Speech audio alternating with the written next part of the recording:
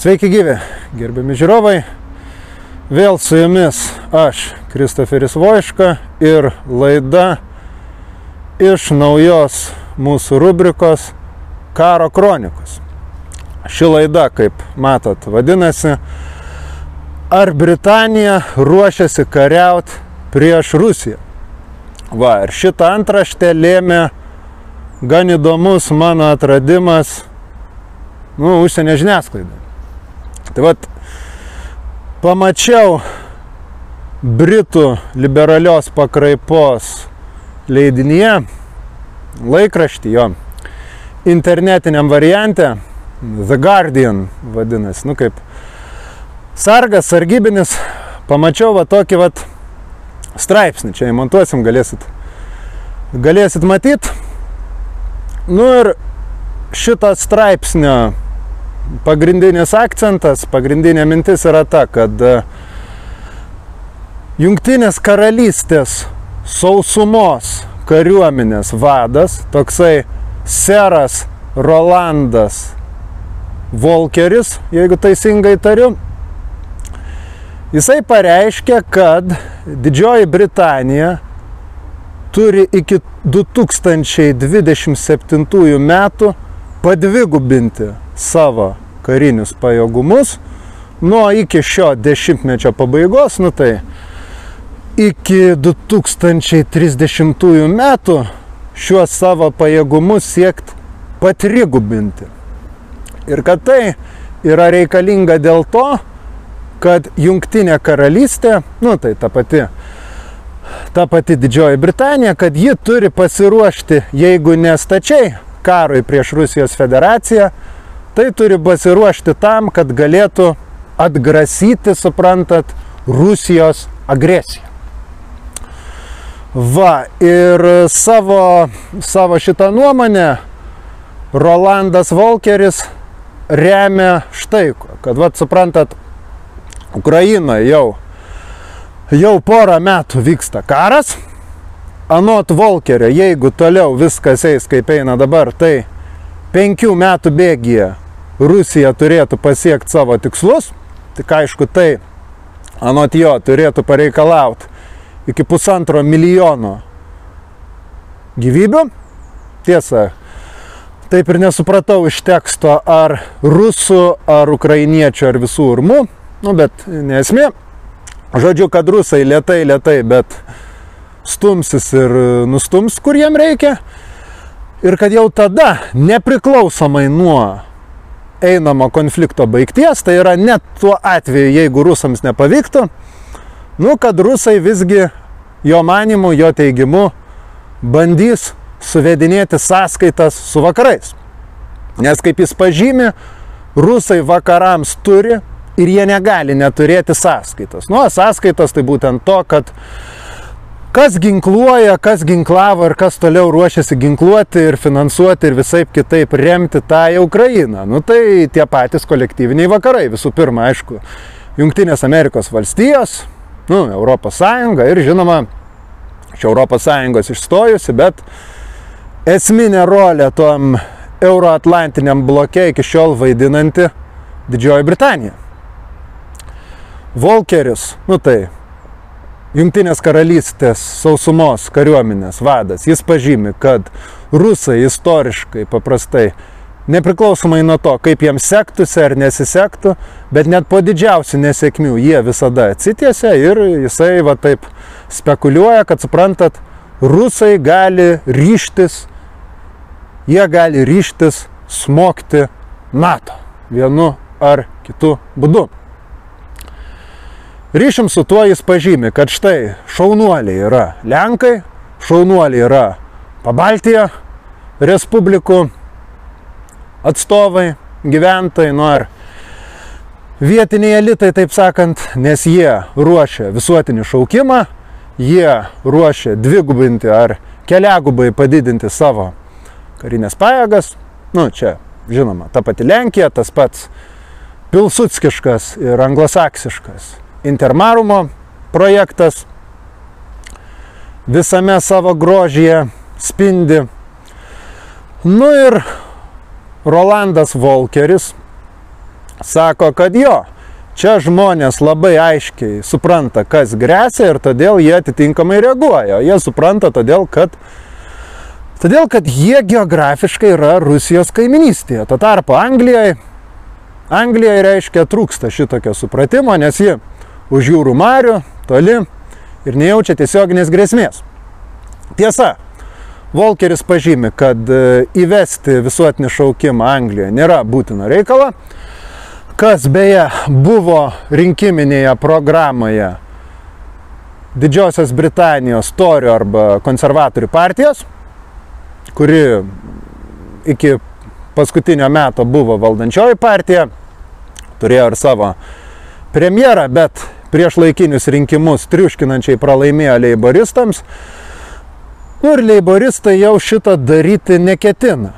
Tačiau vis dėlto yra sprendimas padidinti išlaidas kariniams reikalams nuo 2,27 ar kiek, žodžiu, 2,20 ten su kapeikomis tų procentų BVP iki 0,5% BVP.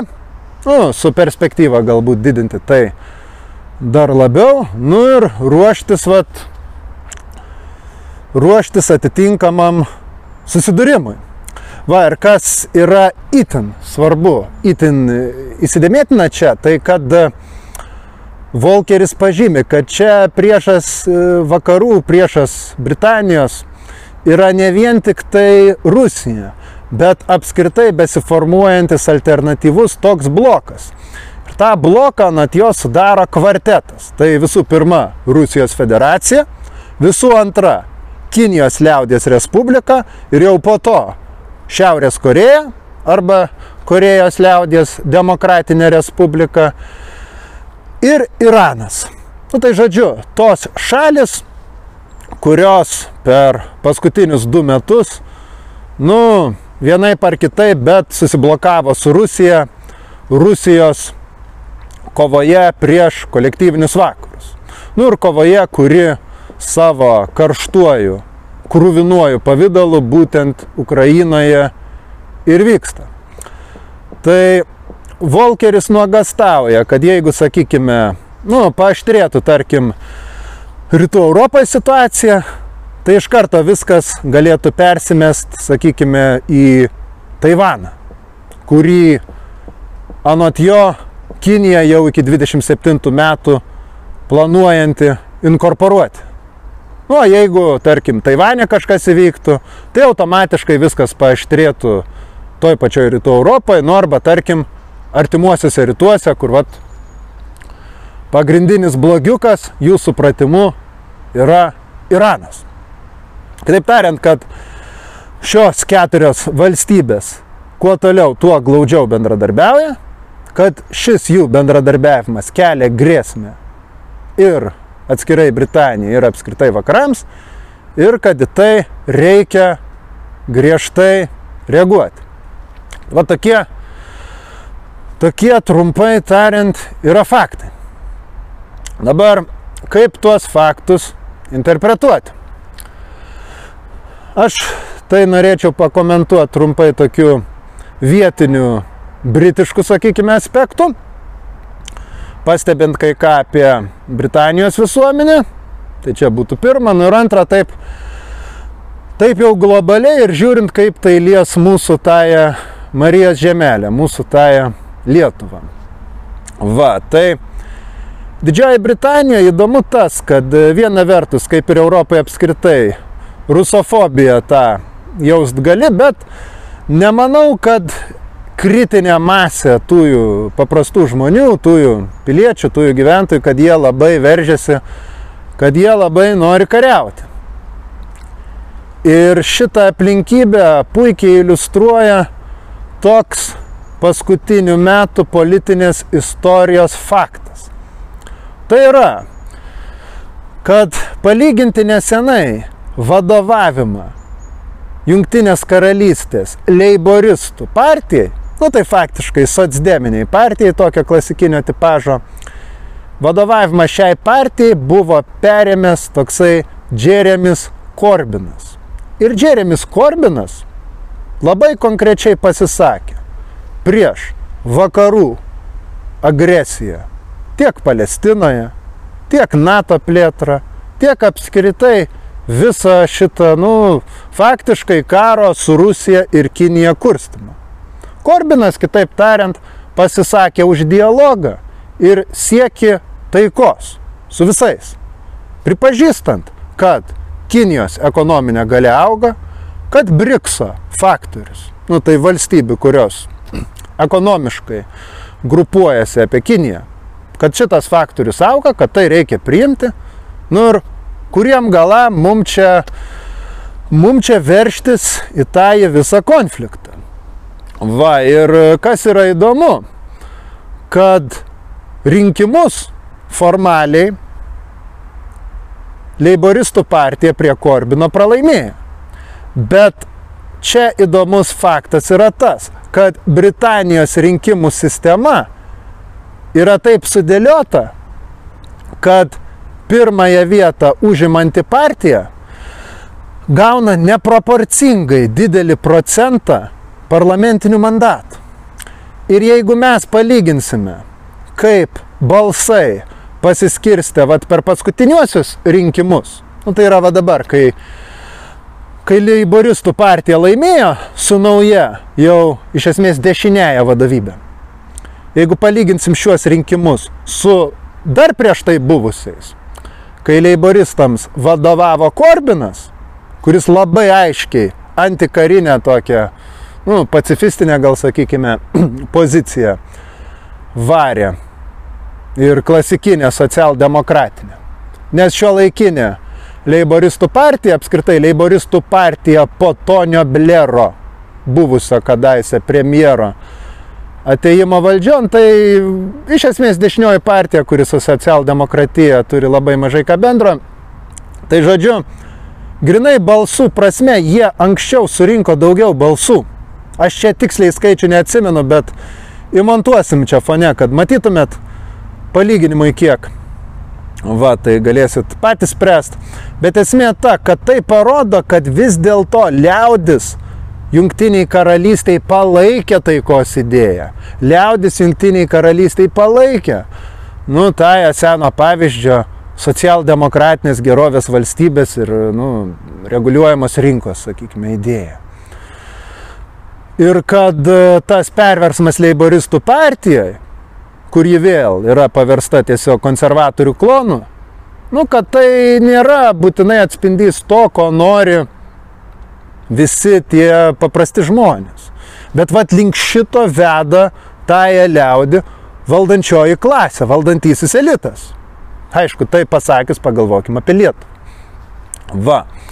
Čia toks tarp kitko pastebėjimas, kur, liūdnoji dalis tai yra, kad yra kaip yra, kad politinis landšaftas šiai dienai yra toks, tai yra, kad jokios stambios alternatyvos Didžioji Britanijoje tam, kas yra dabar ir kas veda link militarizacijos nėra, bet šios tragedijos optimistinis aspektas yra, kad potencialas kažkam kitam, ar paklausa, sakykime, visuomenėje tam, manyčiau, kad yra.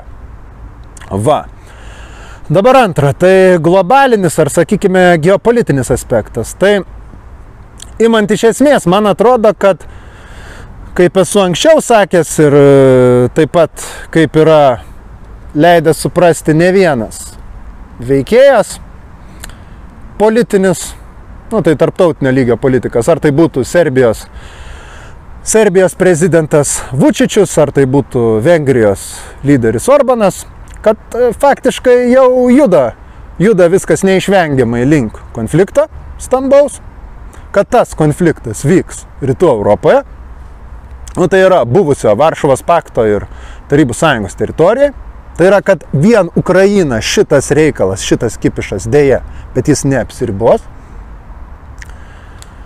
Va, bet man atrodo, kad yra, kaip pasakyti, tokios opcijos. Tai yra, turim opciją minimum ir opciją maksimum. Minimum tai ir bus besitęsiantys regioniniai konfliktai, kurie vienaip ar kitaip be terios niokos tąją mūsų Rytų Europą. O scenarijus maksimum tai jau būtų šito eskalacija, šito išsiplėtimas į pilną atvirą tokį pasaulinį karą, kuris galėtų privesti ir prie smūgių vidurio, o gal net ir vakarų Europoje ir jau atviros NATO konfrontacijos su Rusijos federacija ir jos sąjungininkėmis. Ką, iš tikrųjų, žiūrint globaliai, tai neduoktų Dieve, nes tai galėtų baigtis branduoliniais smūgiais ir, taip sakant, branduolinė apokalipsė. Tai vat, čia ir yra atviras klausimas, kas ir kaip bus. Bet faktas kaip blynas, kad vakarai ruošiasi ir vienam, ir kitam scenarijui. Ir dėja, bet aš manau, kad ir pats baisiausias scenarijus yra neatmestinas. Nes pagalvokim, globalus tas kapitalizmas iš krizės prie krizės eina, iš krizių neišbrenda ir pasaulinis elitas, finansinis, jis vienaip ar kitaip nori pervesti mus prie naujos, taip sakant, realybės, kur, kaip sako pasaulinio ekonomikos forumo ruporai, nieko neturėsi ir būsi patenkintas. Vat ir pagalvoju, kaip tai turėtų atrodyti. Tai žiūrėkim, vat Rytų Europoje mūsų, kur mus kankina, mus alina baisus, kaip jie vadina, sovietinis, totalitarinis, ten, komunistinis palikimas, ane? Tai vat, šiuose šalyse absoliuti dauguma gyventojų, vėlgi galima pasižiūrėti statistiką, kurios aš neatsimenu eilinį kartą, bet, absoliuti dauguma gyventojų turi savo nuosavą būstą, ar privatų namą, ar butą, bet turi nuosavybės teisę savo nuosavą būstą. Jų tu niekaip neišvarys, neišspirsi lauk. Tuo tarpu Europoje ir apskritai šalyse, kurios socializmo nematė niekada, tose šalyse vyrauja nuoma gyvenamojo būsto. Ir programa toji, kad nieko neturėsi ir būsi patenkintas, ji numato tokią realybę, kad absoliuti dauguma žmonių neturėtų savo būstą, kad tu turėtų mokėti ne tik komunalinius mokesčius vis branginamus, bet ir nuomą iki savo gyvenimo galo, nes pensija, kurią tu gausi be kita ko, ji bus arba simbolinė, arba jos nebus išvis, jeigu kalbant apie mano kartą, kuriem dabar apie 30 metų, nekalbant jau apie kritinę masę mūsų jaunesnių draugų, mūsų jaunesnių kolegų, tai realybė ta, tu turėsi mokėti šitiem po nuliam. Ir aš sakau po nuliam, nes čia net neina kalba apie atskirus kažkokius tai, būtų savininkus, o apie ištisas kompanijas, kurios supirkinėja ir paskiau išnuomoja nekilnojamąjį turtą. Mąstykim, jeigu ką, apie tą patį BlackRock, kuris siautėja dabar Ukrainoje, Zelenskio. Va, tai jie valdys butus, jie valdys namus, o jūs, gerbėmieji, tai yra mes runkeliai, Landsbergio terminais tariant. Mes turėsim dirbti, kol padėsim šaukštą ir krauti jiem turtus. Tai yra negana to, kad atidirbinėsim darbdaviui, kapitalistui kraudami jam pelną, kraudami jam taip vadinamą pridedamąją vertę, bet dar papildomai mūsų išnaudos rentininkai šitie. Va. Ir pagalvokim, jeigu jie sukeltų karą visoje Europoje, viskas būtų išdaužyta, išgriauta, ir po karo galėtų įžengti dėdė Semas ir padaryti naują Maršalo planą, lygiai taip pat, kaip buvo po Antro pasaulinio karo. Tik dar blogiau, gerokai blogiau, nes tada buvo Tarybų sąjunga, buvo tas keikiamas socializmas su savo pliusais ir minusais, kuris ne tik atstatinėjo nemokamai būstus žmonėms ir statė naujus ir geresnius. Tai vat šio faktoriaus nebėra, kuris ne tik tą darė, bet dar ir vertė vakarus pasitempti ir kažkiek, sakykime, sušvelninti kapitalistinę sistemą, iš ko ir ta socialdemokratija, gerovės valstybė ir visa kita. Tai dabar to nebūtų. dabar būtų skirtingi grobuoniški blokai, kurie tarpusavį pešasi grinai tik dėl resursų, dėl rinkų ir teritorijų perdalymo. Ir po karo Amerika galėtų investuoti tą perstatymą, išgriautus namus perstatinėtų bagotų, taip sakant, elitinių veikėjų rankose esančios firmos ir tada likusiems benamiais europiečiam beliktų eiti ir nuomotis būstus pas šituos veikėjus. Ir tai būtų naujoji realybė. Čia, aišku, tik vienas aspektas iš daugelio. Bet vien ir jį turint omeny pagalvokime, o kodėlgi ne? Tai būtų didysis apnulinimas visko. Great reset, kaip Švabas pavadino. Tik jau čia ne korona ir ne žaidimai kažkokiais karantinais, dar kažko. Čia būtų žaidimai daug rimtesni, su daug daugiau tiek žmogiškųjų, tiek materialinių netekčių. Va. Kuo tai baigsis, aišku, nežinia, bet pačiu net švelniausiu atveju aš bijau, kad Rytų Europoje šito mes jau nebeišvengsim. Nu ir tuo būdu pereinam prie trečiojo aspekto, tai ir yra prie mūsų Lietuvos, nes kaip čia besuoktų, kad mes ala Skandinavijos vos ne kažkokia šalis, čia Šiaurės Europa, panašiai, bet mes esam tiek geografiškai, tiek kultūriškai, civilizaciškai mes esam ir būsim Rytų Europa ir mūsų likimas atitinkamas. Tai pagalvokime. Anglosaksai ruošiasi kariauti su rusais, Prancūzija taipogi žvangina ginklais, čia steigiamas karinės bazės, čia organizuojamas visuotinis šaukimas ir matomai yra planuojama visą šitą reikalą 27 metais eskaluoti. Va.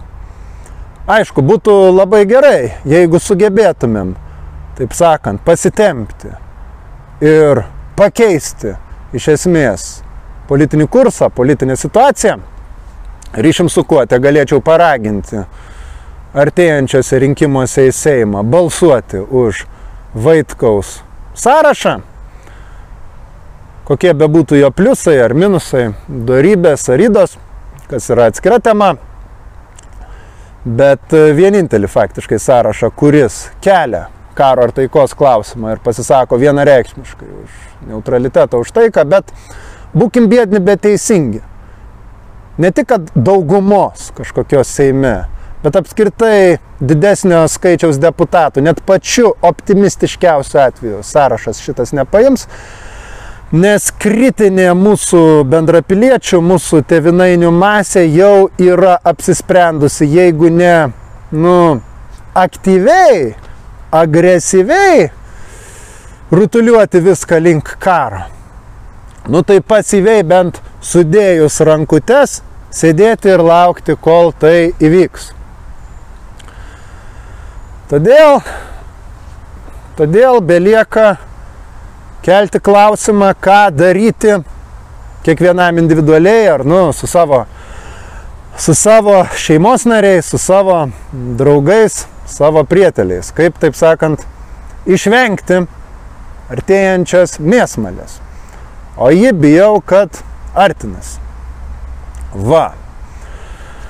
Tai nenoriu būti, taip sakant, piktu ar itin pesimistišku pranašu, bet visgi reikia būti biednam, tačiau teisingam ir tasai teisingumas dėja, bet verčia būti biednam. Va, tai tokios yra takelios. Perspektyva, jei pastebėsiu kokių įdomių faktų, įdomių naujienų šią temą, tai galbūt padarysiu sekančią laidą šitoj rubrikoje, kuri ir yra skirta aptarinėti ne tik ir nebūtinai tai, kas vyksta Ukrainai, bet aplamai vykstančią globalią konfrontaciją tarp rytų ir vakarų, tarp Rusijos ir jos šitų priešininkų geopolitinių ir tai, kokios bus to pasiekmes tiek Lietuvai, tiek liaudžiai, tiek tai yra paprastiems darbo žmonėms ir pas mus, ir Europoje, ir pasaulyje apskritai. Tai va, tiek šiame siužete aš norėjau pasakyti.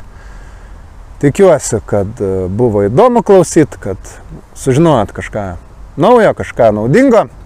Jei ką, nuorodas į visus šaltinius, kuriais čia rėmiausi, jūs rasite, kaip įprastai, rasit video aprašyme. Ir taip pat, kaip įprastai, jeigu jums patinka šitas laidas, jums patinka šitas požiūris, šitas idėjas, jei manat, kad šitas darbas yra prasmingas, reikalingas, tai dėkit šitos nykščius į viršų, šitą patiktukus, dalinkitės, platinkit, paremkit ar per banko sąskaitą, čia bus parašyta, ar per Patreono platformą. Jeigu turit ką pasakyti, aišku, rašykit komentarus, diskutuokit, ar rašykite man laiškus asmeniškai. Jei norit prisidėti, norit bendradarbiauti konkrečiai, juo labiau, rašykit man asmeniškai, nes visada yra malonu susirasti naujų draugų, susirasti naujų bendražygių ar apskritai pabendrauti su protingais ir gerais žmonėm. Tai va, ačiū Jums, kad žiūrėjot ir iki kitų laidų. Sėkmės Jums visiems.